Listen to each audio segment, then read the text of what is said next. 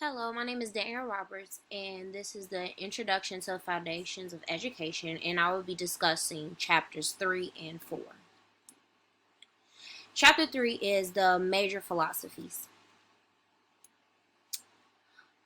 Philosophy to me is the desire to learn and search for understanding, meaning that we love the idea of questioning everything in the world and are excited and have a desire to want to go in depth with finding out the true understanding of those questions that we may have.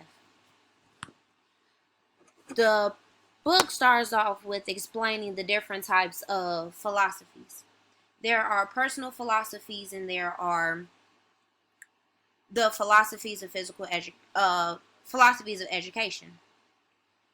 Personal philosophies to me is the idea of better understanding your own personal experiences and how they affect your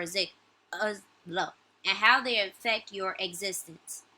Philosophy of education allows us to use the educational values and principles that we are taught and allow us to base our opinions on them and see how they affect our teachings to our students, amongst our colleagues as teachers, and the school itself.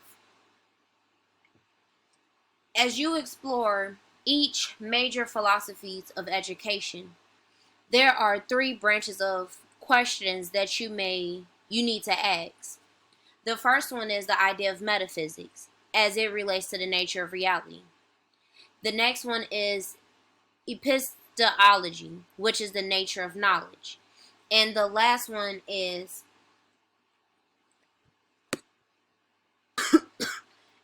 extology, which is the nature of value.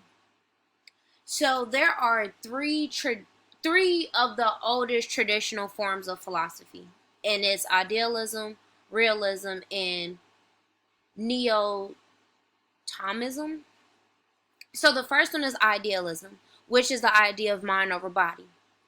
An example of this would be for a idealist, they will believe that a chair only exists because your mind believes that it could exist. Whereas a realist is the body and mind are connected as one. So a realist believes that a chair exists because it has its physical features and it's a physical being, as well as the idea that the mind also perceives and believes that this chair does exist. And the neo-Thomism is the idea that the God is center of everything, that the God is the creator of your ideas, the creator of everything that exists. The next slide is just a graph outline of how each of these different philosophies have values that are connected and how they are also different. It also explains different teacher roles and how teacher will use or how they believe that these different philosophies will affect their teaching and what they want it to ultimately prove or explain to the students. So for an idealist, their values is absolute and external. And for a teacher, they will use the ideas of consciousness and be about like moral, true, and spiritual leaders. So motivating them to think about what they're trying to say and stuff like that. And the emphasis or what they wanted to overall prove is being able to make sure that students understand how to recall knowledge and ideas. Being able to think about past events and relate them and use them in the next type of events to come. The next form of philosophies that they bring about is contemporary philosophies. Contemporary philosophies is also another word for modern day philosophy. The first philosophy that is talked about is paganism, which is the idea of change and development. Paganism is a philosophy for believes that we are, or that our realities are subject to change, that they are ever changing because of outside experiences and the things that surround us. Existentialism is the idea that we have freedom for ourselves, that we make our own decisions.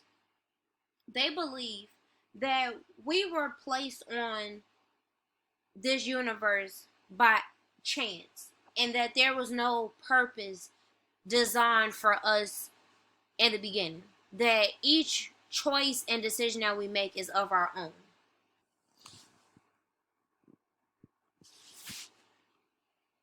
So, understanding the major philosophies in the classroom can benefit the teacher as well as the student. It will benefit both of them because it would allow teachers and students to draw those connections between each other. Understanding the different values and beliefs that each other hold can show the similarities and differences amongst each other. For example, a student may have a value or a certain belief that is different from their teachers, and allowing the student to be comfortable with expressing themselves and explaining why they believe the way they believe or have these certain values can also allow the student to have more confidence in themselves and be able to create a valid argument of why they believe a certain way, as well as a teacher expose them to seeing how students think and why students believe the way they believe or have these certain values. Another thing that understanding major philosophies in a classroom can benefit the classroom is because it can add diversity. Asking those philosophical questions can enhance the student learning. Meaning, a great philosophical question a lot of people ask is the difference between good and evil. That simple question can spark or even have a deep discussion about why students believe in what makes things good and what makes things evil.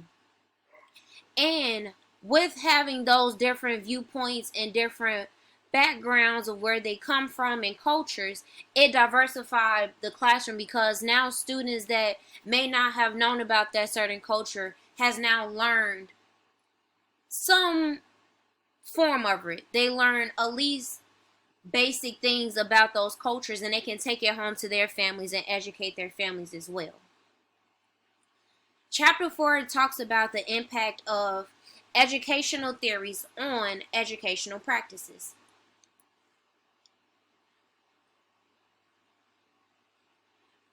Perennialism is the idea of teaching about the past.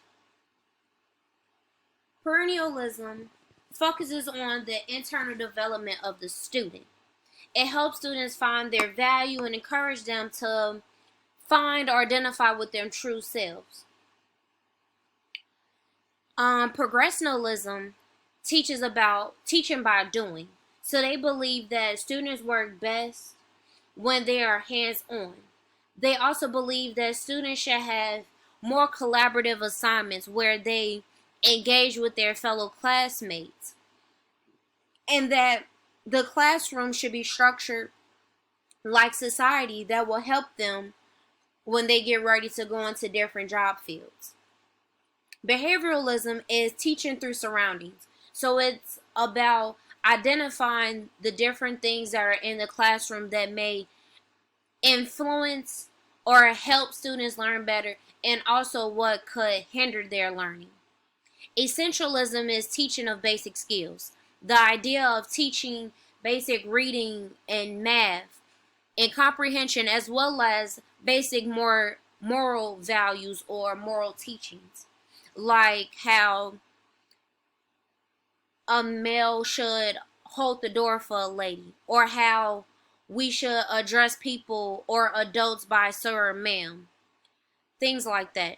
Social reconstructionism is a belief that education is the core and should be the leader of reconstructing the society.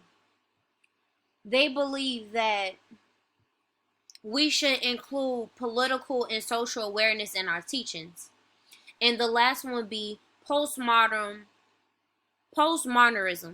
which is the teaching of diversity. And that's basically exposing students to different things in their environment and engaging with the community. So, with each of the theories of education, there are different forms of teaching or different forms of teachers. A par a parallel a par excuse me, a perennialist teacher is well educated in liberal arts and sciences, meaning that they can identify well with moral teachings and values. So most time a parallelistic teacher would enhance spiritual guidance, that they will motivate students to think about their own values and their own teachings and not just rely on the teachings that the teacher provide for them. A progressivist teacher is a director of learning. They are skilled at relating students' interests to their experiences. They will use, for example, a student that love skateboarding, for example, they will use that skateboarding technique to show different types of skill learning or subject in the classrooms. The next one will be a behavioralistic teacher. They are skilled at technical and observational skills. These teachers are in control of the environment or in control of their classroom. So these type of teachers will be able to identify the best way to lay out their classroom to better make sure that the students are engaged in class and paying attention. So they may not set the classroom up where students are sitting next to their best friends, knowing that the students will play around or not pay attention. An essentialist teacher is well-rounded also in liberal arts, sciences, and humanities. These type of teachers are really huge in focusing on what are the essential things that students should learn. So they will focus on basic or historical moral teachings and make sure that the students are prepared and have the best understanding of those. A social reconstructionist teacher are always looking for the best way of teaching a new subject. They're evolving with society. So as society become more tech savvy, they will change their classroom to be more tech savvy.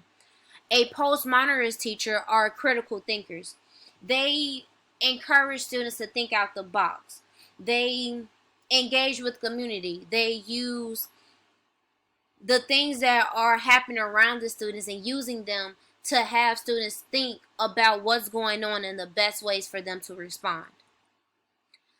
Each of the theories of education was sparked because of a protest against something else.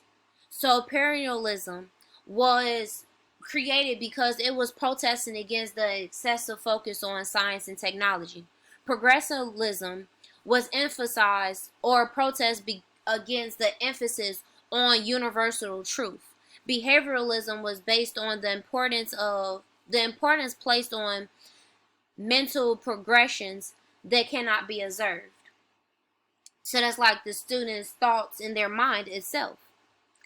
Essentialism protests against the decline of intellectual rigor and moral standards in the classrooms or in the schools. Social reconstruction was fighting against the status quo and enforcing and fighting to get people to understand that we need to enforce change in our classrooms, in our schools. And postmodernism was used because it was fighting against the inequalities between the dominant cultures and the disadvantaged groups of the society. So after learning the different types of theories of education, teachers can find ways to incorporate these theories and practices in their classrooms. Teachers can also identify which educational practice benefits the students the most. For example, in today's world, we are living in a society where we're fighting with a lot of social issues like racism and discrimination.